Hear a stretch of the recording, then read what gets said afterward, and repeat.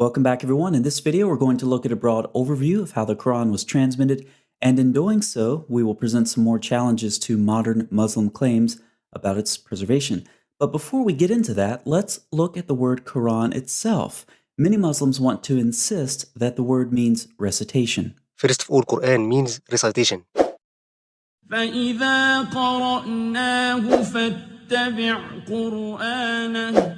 The main source for the transmission of Quran is the oral recitation. Did you catch that? They want the Quran to mean recitation, and only recitation. They want to limit the possible range of definitions of the word to recitation because they feel it strengthens their case for the oral transmission of the Quran. For some reason, they believe this is where their best arguments are.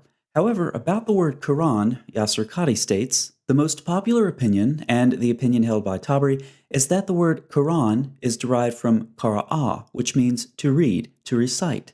Quran thus translates as the recitation or the reading. Now, this is nothing new except to some Muslim apologists, I suppose, but it's been long acknowledged that Quran can mean read or recite. Let's look at a couple examples. It's a Quran that we have revealed in portions so that you may read it. It's a discourse that can be read. It's a Quran that can be read. And it's a book of which the verses are made plain, an Arabic Quran. So translators acknowledge just what Yasser Qadi said. Quran can mean reading or recitation. It can be used even in parallel with a book or along with the verb to read. But why the uncertainty?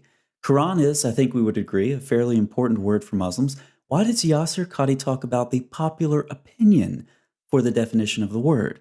Well, if we look this word up on Quran Gateway, it gets a foreign word tag. It turns out Quran is one of those foreign words of the Quran. Arthur Jeffrey, among others, has analyzed this word in depth, comparing it to other Semitic languages, concluding, in his day it was largely thought to derive from Syriac, meaning the reading, and there's little doubt that the word came to Muhammad from Christian sources. So Muslims, do not intentionally limit the definition of Quran in order to try to strengthen your case about the oral transmission of it. Do not say Quran equals recitation. Just admit that Quran is one of the foreign words of the Quran and its precise meaning may be undetermined.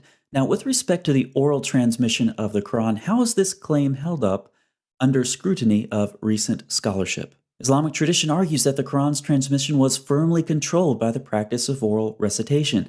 Doubts have been shed, however, on this traditional view.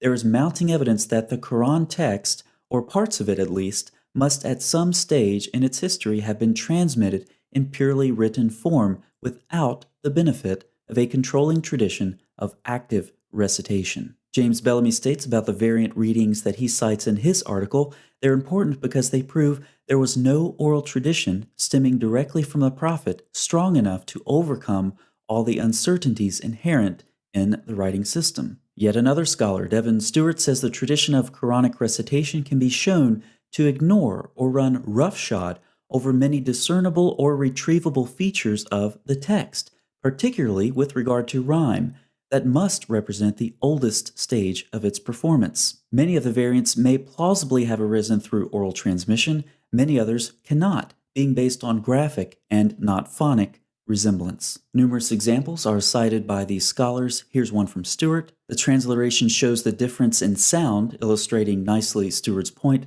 though of course the graphic similarities are lost in transliteration. So we have indication from the manuscripts that the oral transmission of the Quran broke down. But how early did this happen? Very early. Zayd started compiling the Quran by collecting it from leafless stalks of the day palm tree, pieces of leather and hides, and from stones and memories of men. Remember how difficult this job was. If Abu Bakr had ordered me to shift a mountain among the mountains from one place to another, it would not have been heavier for me than this ordering me to collect the Quran. Now, what was Abu Bakr thinking, making Zayd do all of this work, going and collecting the Quran from various sources? If the Quran was so well preserved in the memories of Muslims, then the Caliph should have just called 2 or 3 reciters, have them sit down at a table, they recite, Zayd writes. It's as simple as that. The only problem that Zayd should have had was a tired hand from all of that writing, but that's not the case. He had to go collect the Quran from various sources, some of them written. So we have indication from the Muslim sources themselves that within about a year after Muhammad's death, the oral transmission of the Quran had already broken down. Now we all know that the standard Quran comes from the Hafs recitation. So let's take a look at the Isnad. Samuel Green made this diagram based off of the text below it, which comes from the Islamic Awareness website. Now, there are several problems here, so let's talk about them. For example, we have reports that the Qurans of Ibn Masud and Ubay didn't match each other, or the modern Quran. So how could they be in the same Isnad for Hafs? But for now, I want to focus on one specific problem with this Isnad. Looking at the bottom left of the diagram, we know that Abu Bakr commissioned Zayd some point around 633, and already, about 1 year after the traditional date for Muhammad's death, Zayd already had problems collecting the Quran. And now we see the problem with this Isnad. It's incomplete. Zayd used sources, and they should have Isnads. Someone had to write the Quran on the stones that Zayd used, same for the leather and the palm stalks. What were their names? Why aren't they in the Isnad? What about the men Zayd called on? Were their memories reliable? What were their names? Why aren't they in the Isnad? From the very beginning, then, we see that the Quran was fragmented. The oral transmission broke down. Zayd had to collect the Quran from various sources. But just how fragmented was it? In other words, I want to know which surahs came from where. Which surahs were written on the stones that Zayd used, for example? Surahs 1 through 5? Maybe surahs 20 through 24 came from the memories of men. Maybe surahs 30 through 40 were written on the leather hides that Zayd collected. I want to know which surahs came from where. Muslims can't tell us. They want to act like the Quran originally went back to one single source. That's not the case. Now let's go back to this Isnad and look at some of the names on the bottom. These are very big names, of course: Uthman, Ubay, Zayd, Abdul ibn Masud, and we have good reason to think that none of these readings made it through a critical period in the history of the Quran in the early 8th century. And here we go again, featuring Caliph Abdul Malik and his general al-Hajjaj. He mocked Ibn Masud, saying, "How I wonder about him. He claimed to have read the original Quran of God. I swear by God that it is just a piece of Raja's poetry of the Bedouins." He also said, "Ibn Masud is the chief of hypocrites. If I had lived in the same time as his, I would have soaked the ground with his blood." Al-Hajjaj would often threaten to kill the people of Kufa should they not cease following the reading of Ibn Masud, and he swore that he would erase Ibn Masud's reading from the Mus'haf with a rib of a swine. So let's compare and contrast the opinions on Ibn Masud. Muhammad said, "Learn the Quran from him." Al-Hajjaj said he was a chief hypocrite who should have been killed.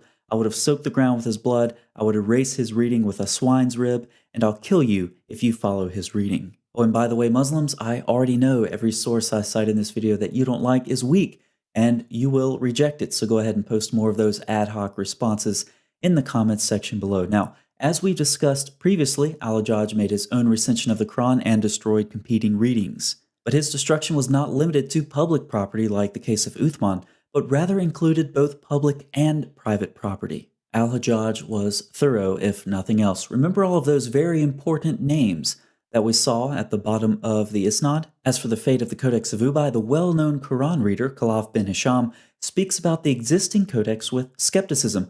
He uses the common expression yunsabu is ascribed to. Regarding the Codex of Ibn Masud, he was similarly circumspect. In these traditions, there is no longer any mention of previous codices. Rather, there is mention of that which supposedly corresponds to the alleged reading of Ubay or Ibn Masud. In other words, codices containing the older recensions ceased to exist at the time. By the end of the 2nd century AH, any mention of an Uthmanic codex was strongly distrusted. And of course, by the end of the 8th century, as we've previously discussed for Malik bin Anas, the Uthmanic codex has disappeared. Now, as a side note, Muslims have known about this for a long time. After all, we're reading Muslim sources.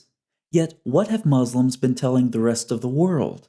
They've been telling us that they have the Uthmanic manuscripts, until recently. Muslim scholars Asanalu and Al-Takulich state that one of the most important questions of Quranic history is the whereabouts of the Mus'hafs attributed to Caliph Uthman, and whether any of them have reached the present day. Unfortunately, we do not have a positive answer to this question. In our view, this situation is one of the greatest weaknesses of the Islamic world throughout history. They further describe how they would like to publish the Topkapi manuscript as either one of Uthman's personal manuscripts or one of the manuscripts that he sent out to various cities, but they can't do that. Now, why the lack of early manuscripts, Muslims? It seems to have something to do with this cycle of recension, revision, and destruction that we see in early Islamic history. Uthman revised the Quran then destroyed his sources. Al-Hajjaj revised the Quran and then destroyed competing readings. Now, what about Al-Hajjaj's Quran? What happened to that? Well, thankfully, when the Abbasids took over, they seemed to largely want to take credit for the Umayyads' work. So Al-Hajjaj's manuscript was given some mercy. As regards the Musahif of Al-Hajjaj, the Abbasids similarly attempted to replace them. In one such tradition, the third Abbasid Caliph Al-Mahdi permitted the sending of one more Musahif to Medina after the Musahif of Al-Hajjaj had been replaced. It was not destroyed, but rather put in a box on the side. It is also likely that the other codices in the major cities were no longer in use. So let's take all of this information back to our Isnad. We have reports of all of these early readings being eliminated or prohibited by penalty of death in some cases. None of these readings appear to make it past Al-Hajjaj. As we saw, Hajjaj carried out an extensive Quranic destruction campaign, even more so than Uthman before him. The things that happened in the turmoil of attempting to standardize a Quran in the first Muslim century actually undermined the contributions of the various authorities on which this incomplete Isnad chain rests. Now, maybe you're thinking there's no way the Caliph and his general could establish their own standardized reading and destroy the other readings. Two things. Number one, the Islamic world was not so large and stable at this point as the Islamic traditions tell us. Number two, think about what happened in 1924. In the early 20th century, the shape of the Quran would have seemed anything but clear. In fact, the Egyptian government was motivated to begin the project that will lead to the Cairo Quran edition due to the variants found in the Quranic text that they had been importing for state schools. It's at this point that they standardized the Hafs version and destroyed the variant Qurans by sinking them in the Nile River. Through the following decades, this Quran quickly became the standard reading throughout the Muslim world. If Egypt could do this in 1924, why not Al-Hajjaj in the early 8th century? Now let's look at some additional problems with Hafs. There is no unanimity over its precise shape. 4 different lines of transmission are claimed for it, and discrepancies abound in the various texts claiming to transmit it. And when it comes to discrepancies or differences within various Qurans, most Muslims simply do not have a mental framework to process such a concept. Perfect preservation has been drilled into their minds so much that they can't think clearly about this topic. And so when most Muslims encounter differences or variants within different Qurans, they'll simply wave them off as ahruf or qira'at. So let's talk about these two terms. Let's start with ahruf. What are ahruf? I have absolutely no idea, but neither do you. By the 3rd century AH, there are 35 different opinions on this issue, and Suyuti listed over 40. Some even declare that the true meaning of the ahruf was known only to Allah, and to investigate this issue was futile. The problem is apparently Muhammad talked about ahruf, but he never actually described what they were, so Muslim scholars were free to speculate, and speculate they did. But modern Muslims know exactly what ahruf are. They're a convenient label to put on any variant in the Quran that you don't want to talk about. Let's move on to qira'at, where things are much more clear. Qira'at, or readings, are part of the history of the text, not its starting point. The idea of different yet equally canonical qira'at did not develop before the 10th century, when great divisions over the Quranic text led Ibn Mujahid, among others, to sponsor this regulatory concept. He argued that there are 7 equally valid qira'at. Others argued for 10 or 14. The gradual acceptance was 7 qira'at, but that was generally accompanied with a caveat that each qira'ah has 2 versions. Effectively then, 14 different versions were considered equally authentic, only one of which was Hafs. Now, if any of this has been confusing for you, let me make it simple. The Quran has been perfectly preserved. If this were a book, we would now be in the appendices. Appendix 1, Text Criticism, Muslim Style. As discussed earlier, Muslims have claimed for a long time to have the Uthmanic manuscripts, but the 2 Muslim scholars I cited earlier said this is no longer the case. They also do a little text criticism. Let's look at some data points. As known by everyone interested in the subject, it has been claimed until recently that Topkapi was one of the copies attributed to Caliph Uthman. But it is neither the private Musaf of Caliph Uthman nor one of the Musafs that he sent to various centers. In our view, this situation is one of the greatest weaknesses of the Islamic world throughout history. There are over 2,000 instances where there is dissimilarity between the Topkapi and the Standard. They were going to make a critical edition of the Topkapi with the Tashkent manuscript, but it would not yield a healthy result. It was missing two-thirds of the text, referring to the Tashkent, and had been tampered with. The Tope copy is an excellent manifestation of Surah 15:9. We will guard it from all corruption. So let's put these together. The Uthmanic Qurans have been lost. There are over 2,000 differences between the Tope copy and the standard text.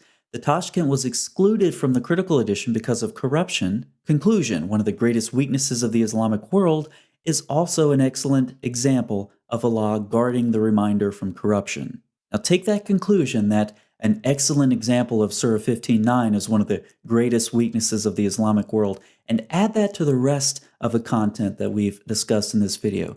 It really makes one ask the question, what would a bad example of Allah guarding the reminder look like? Now, take note of their methodology. They didn't want to make a critical edition between the Tope copy and the Tashkent because it would not yield a healthy result. Christians, once again, take note of their methodology. Anytime a Muslim brings up a variant reading to you in the New Testament, just say, I don't like that manuscript. It doesn't yield a healthy result, so we're just going to exclude it from the conversation. No, that doesn't work in the scholarly world. That only works in text criticism, Muslim style. Appendix 2, Non-Muslim Scholars and Quranic Manuscripts. This will be a short appendix. Muslims frequently criticize non-Muslim scholars for getting involved in the study of their religion, especially of their Quran.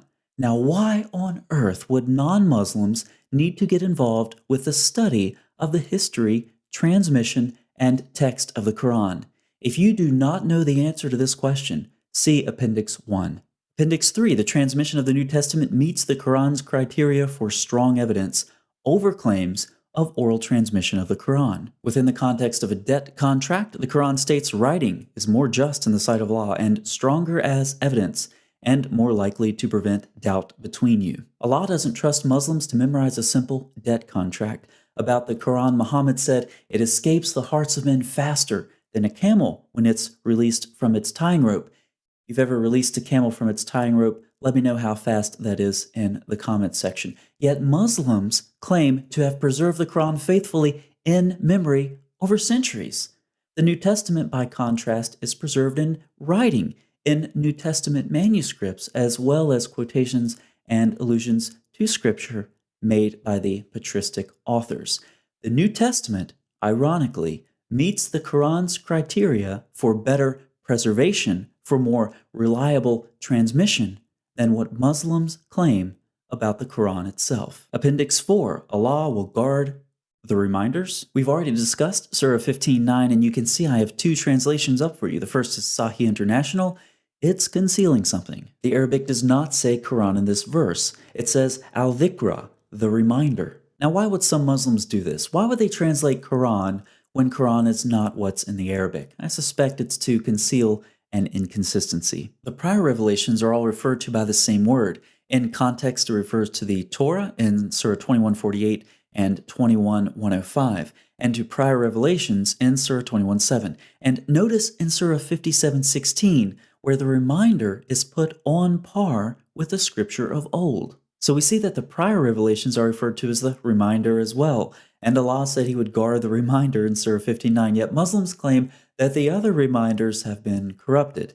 So how do we solve this problem? Ignore what the Quran says and just retranslate Surah 59 to apply only to the Quran to cover up the contradiction created by Muslims who claim the previous reminders have become corrupt in spite of Allah's protection. Appendix 5, Hafs is a liar burning in hell. The Shias love talking about this stuff. I'll put this link in a pinned comment for you.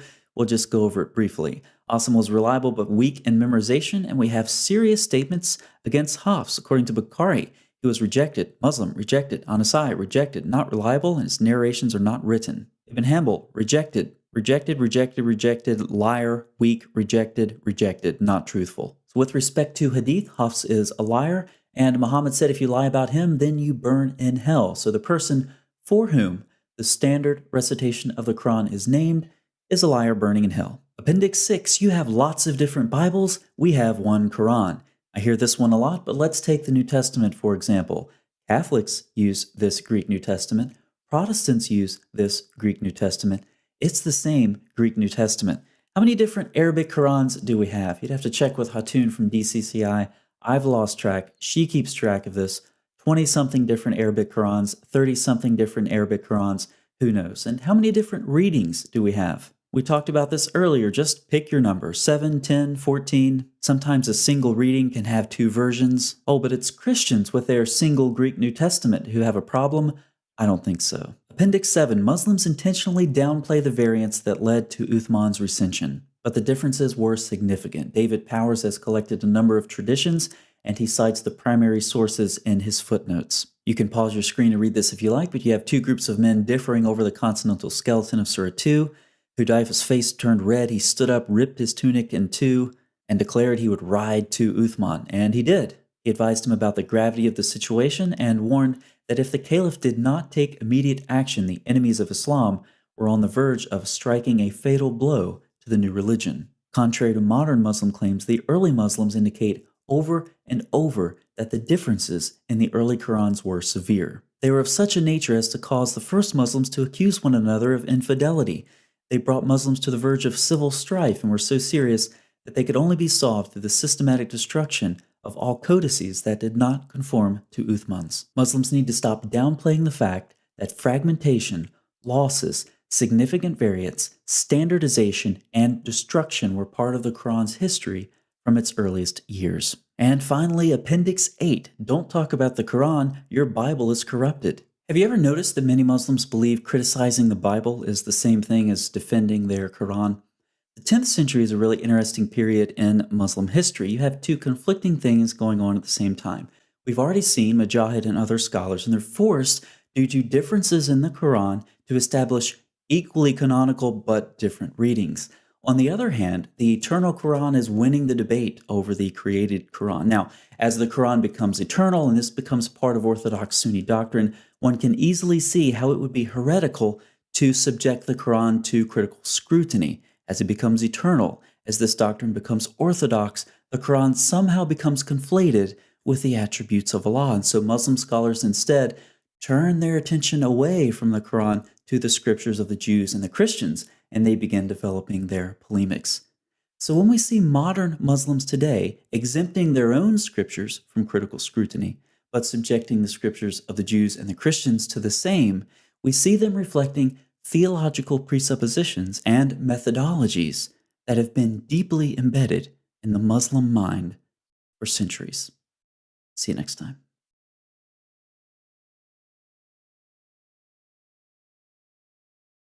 We've already seen Mujahid and other scholars, and they're forced, due to differences in the Quran, to establish equally canonical but different readings. On the other hand, the eternal Quran is winning the debate over the created Quran. Now, as the Quran becomes eternal and this becomes part of Orthodox Sunni doctrine, one can easily see how it would be heretical to subject the Quran to critical scrutiny. As it becomes eternal, as this doctrine becomes orthodox, the Quran somehow becomes conflated with the attributes of Allah. And so Muslim scholars instead turn their attention away from the Quran to the scriptures of the Jews and the Christians, and they begin developing their polemics. So when we see modern Muslims today exempting their own scriptures from critical scrutiny, but subjecting the scriptures of the Jews and the Christians to the same, we see them reflecting theological presuppositions and methodologies that have been deeply embedded in the Muslim mind for centuries. See you next time.